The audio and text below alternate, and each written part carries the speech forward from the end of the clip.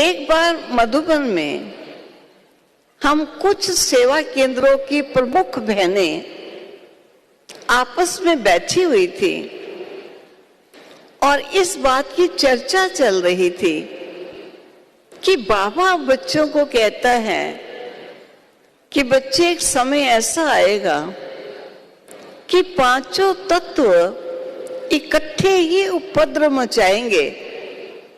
कहीं आग लगेगी, कहीं भूचाल आएगा, कहीं बाढ़ लगेगी, कहीं तूफान होगा। आप सोचिए, ऐसे समय पर हम अपने बचाव के लिए क्या करें।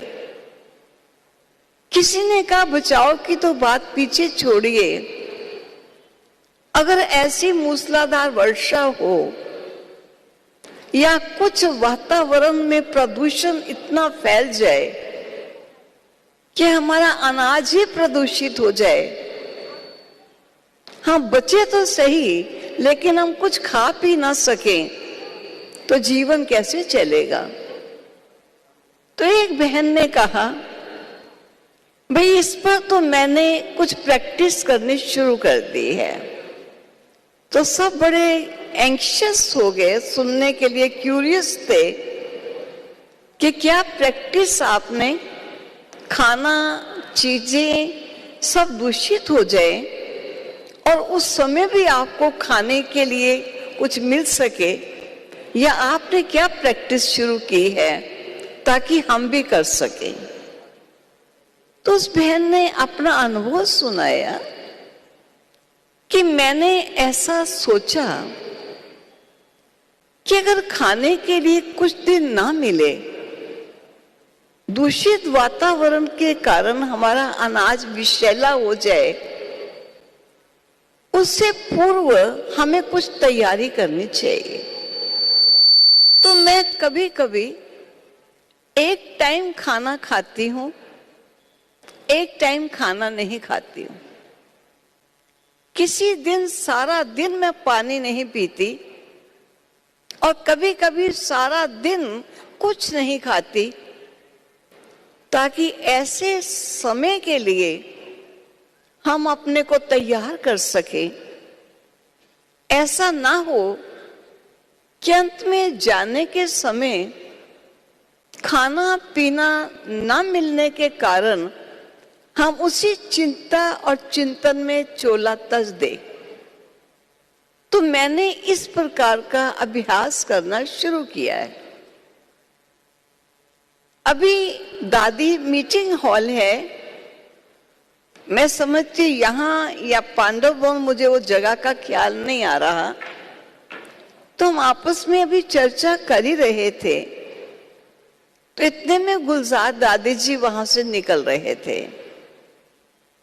तो हमने कहा, दादी अगर आपके पास समय हो तो आप बैठ जाइए, क्योंकि दादी जी ने कहा कि क्या चर्चा हो रही है। तो हमने कहा कि आप हमारी चर्चा को सुनिए, क्या चर्चा हो रही है। तो दादी जी ने कुर्सी पर बैठ गए।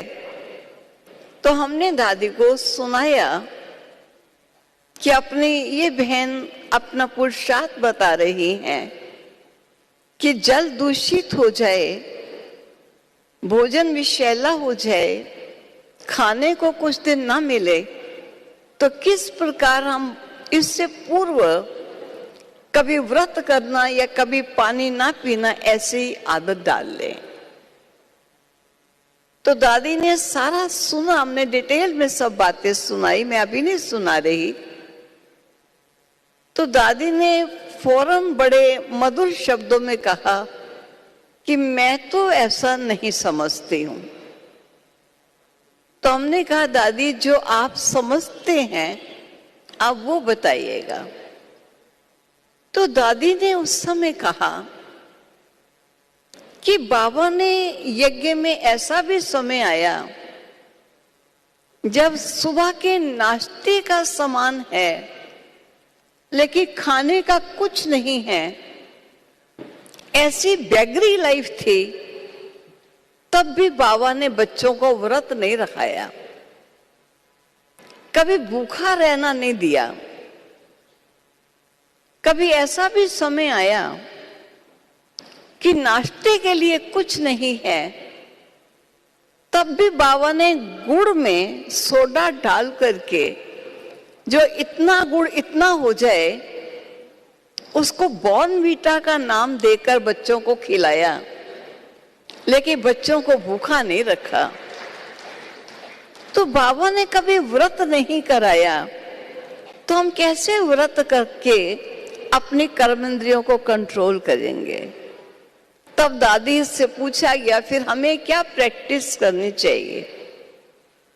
तो दादी ने अपने अनुभव और बाबा की आज्ञा के अनुकूल यही बात सुनाई कि ऐसे भयानक समय से आने से पूर्व हमें अपनी अनासक्त वृत्ति का निर्माण करना चाहिए।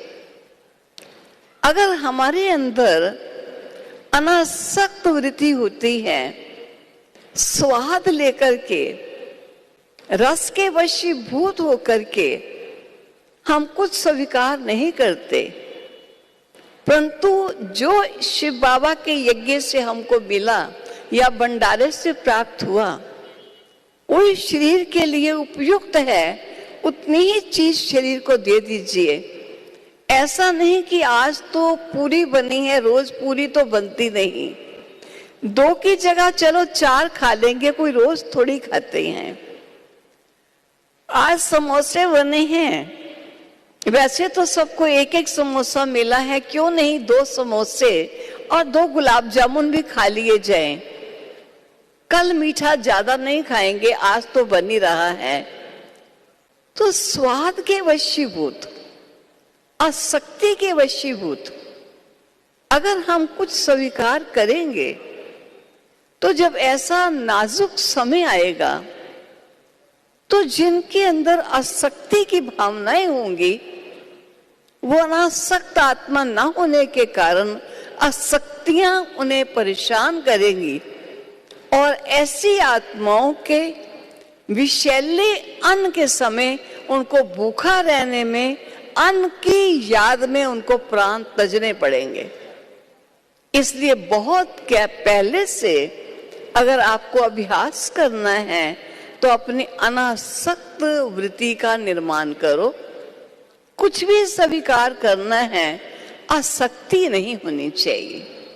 और बाबा ने यज्ञ वत्सों को यज्ञ में इस प्रकार की ट्रेनिंग दी थी कि जब ज्यादा खाने पीने को नहीं था, तब बाबा ने एक बार खीर के साथ सबको कहा था, दूध में चावल डाल के जो खीर बनती है, आज सभी बच्चे खीर के साथ भोजन करेंगे, आज और कुछ भी नहीं मिलेगा।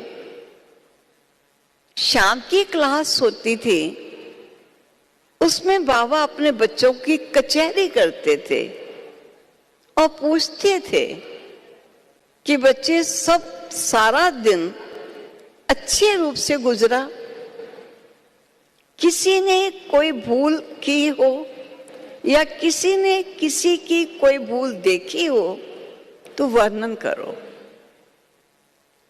तो एक बहन ने हाथ खड़ा किया, कहा बाबा, आज बाबा ने, आपने सुबह कहा था कि खीर के साथ भोजन खाना है।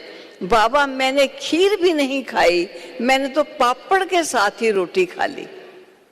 बाबा ने कहा, तुम्हारी पापड़ में आसक्ति थी, तुम्हें खीर नहीं अच्छी लगती थी, इसलिए तुमने पापड़ से खाई, ये तुम्हारा कोई त्याग नहीं था।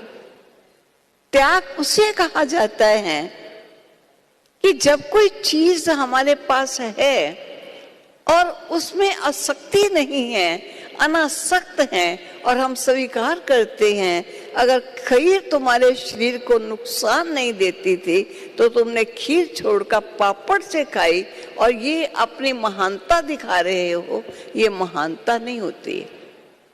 महानता त्याग में है, महानता पदार्थ में नहीं होती।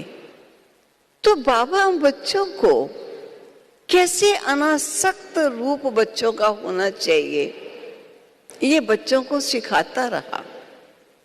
आज आप अपने आप से पूछो, जब नाश्ता खाते हो, खाना खाते हो, उस समय आपकी अनासक्त वृत्ति यहाँ ही नहीं, अपने घर परिवार में भी अनासक्त वृत्ति होती है। कोई चीज आसक्तिवश मुझे अच्छी लगती है, स्वादिष्ट लगती है, ऐसा समझकर कभी स्वीकार ना कीजिए।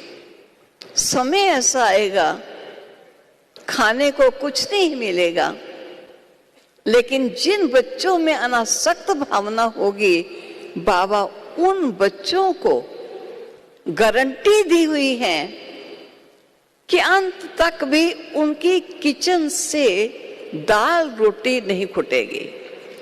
उनको दाल रोटी जरूर मिलती रहेगी। ये कभी ना सोचना हम भूखे रह जाएंगे। यहाँ तक बाबा ने कहा था कि मैं वतन में बुलाकर भी अपने बच्चों का पेट भर दूंगा, मैं कभी बच्चों को भूखा नहीं रखूंगा।